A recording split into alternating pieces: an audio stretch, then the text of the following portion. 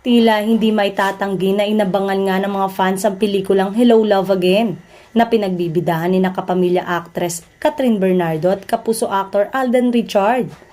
Ayon sa ulat ng ABS-CBN News, tinatayang nasa 85 million pesos ang kinita ng naturang pelikula mula sa unang araw ng pagpapalabas nito sa buong bansa nitong Miyerkules, November 13, 2024.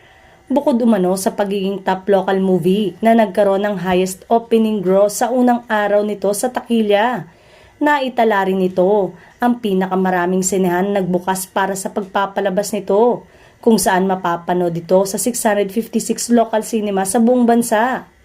Samantalang sa panayam ng media kina Alden at Catherine, ipinaabot ng dalawa ang kanilang pasasalamat sa lahat daw ng sumusuporta sa kanilang pelikula. We are very happy na very fulfilled at saka hindi namin ina-expect na magiging ganon ang turnout ng buong pelikula. Kaya excited na po kami na mapanood niyong lahat yon, ani Alden.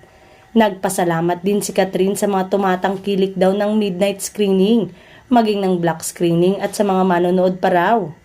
So maraming salamat sa lahat ng nanood ng midnight screening, sa lahat ng nagpa-black screening at sa lahat ng mga manonood pa lang in the coming days.